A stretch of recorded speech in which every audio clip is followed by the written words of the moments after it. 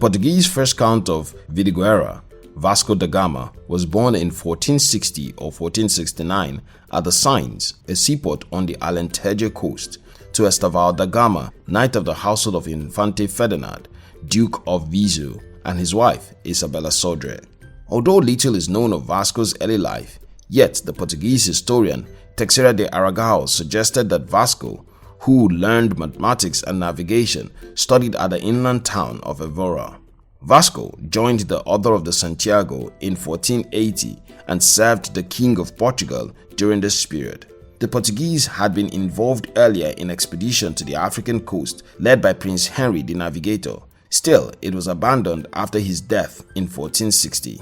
The expedition fleet became the property of a private Lisbon merchant led by Fano Gomez, who expanded the business of gold dust, ivory, pepper, and sub-Saharan slaves across the Gulf of Guinea. But by 1474, when the charter license was to be renewed, Prince John, who later became King John II, asked that the charter be passed to him. John, who at this time had ascended the throne after the death of his father, increased the expansion of gold and slave trades in West Africa, that by the time Vasco was in his 20s, John's plans were growing.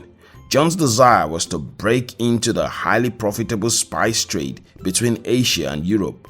He sent his captains to find the sea routes to Asia by sailing through the African continent.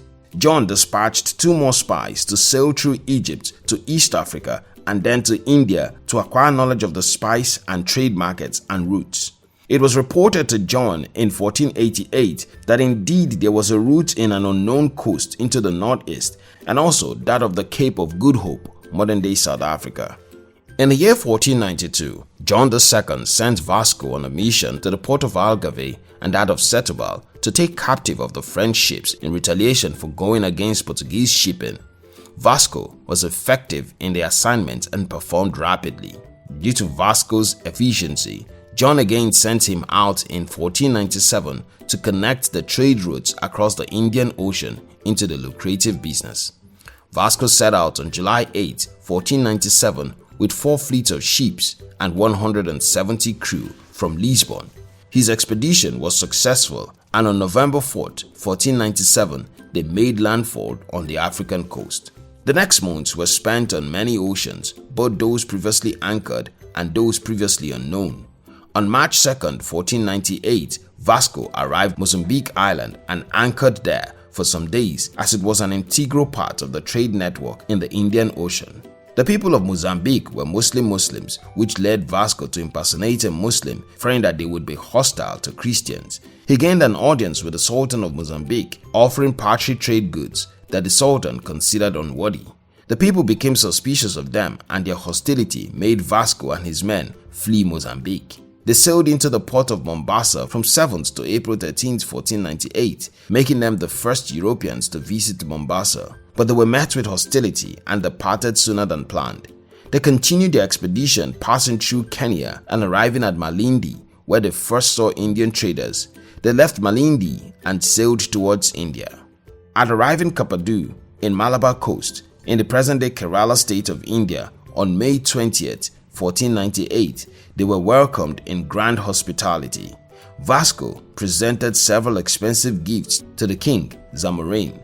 Still, it failed to impress the king as his officials wondered why the gifts did not include gold or silver. Unfortunately for Vasco, some Muslim merchants considered Vasco as their rival. They suggested to the king that Vasco was an ordinary pirate and not a royal ambassador. The king then levied Vasco to pay custom duties like other traders in gold. This strained the relationship between both parties that Vasco took captive a few nurses and 16 fishermen. But Vasco did not make the trip back home with his men. He stopped at Santiago Island with his brother Paulo da Gama, who had fallen gravely ill. Eventually, he and his brother set on a Guinea caravel to Portugal, but Paulo died en route. Vasco finally landed Lisbon in August 1499 and was welcomed as a hero with honors and a triumphal procession that followed public festivities. However, the expedition did not achieve its sole goal and had cost a large amount of money, with half the men lost to the sea. Nonetheless, the small amount of spices and trade goods that were brought back proved that there was a potential high profit in future trade. Beside a trade that was a significant asset to Portuguese royal treasury, the east coast of Africa provided freshwater, timber, and harbors for the Portuguese ships. The Portuguese crown also colonized Mozambique. For his work, Vasco was awarded the noble title of Dom, Lord, in perpetuity for himself, his siblings, and their descendants. He was also given a hereditary royal pension of 300,000 reis. Another title was the Almirante dos Morales de Arabia, Persia e de todo o Oriente, meaning Admiral of the Sea of Arabia, Persia, India, and all the Orient. On January 30th, 1502, he also got a royal letter that granted him the personal right to alter, intervene, and exercise a determining role on future Indian-bound fleets. Vasco married Catarina de Ataide, who was the daughter of Alvaro de Ataide, in 1501. The next year, he invoked his royal letter and took command of the 4th Indian Armada, set out to India, with the sole aim of taking revenge upon the Zamorin and to also force him to submit to Portuguese trade terms. He took out his actions the moment his fleet reached India in October 1502. He captured Arab vessels he came across and bombarded the city for almost 2 days from the sea. The town, which was unfortified, was severely damaged. But this had not been the reason he was sent on the voyage. It therefore counted against him, and no further rewards were given him at his return. He was conspicuously omitted from being the first governor and viceroy of Portuguese India in 1505, which was given to Francisco de Almeida by King Manuel I of Portugal. Vasco then lived a quiet life and was not welcomed in the royal court, including the affairs that concerned India.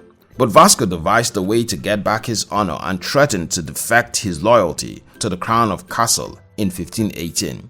Vasco was finally honored the next year by King John III. The latter hurriedly gave Vasco a feudal title of Count of Vidigueira.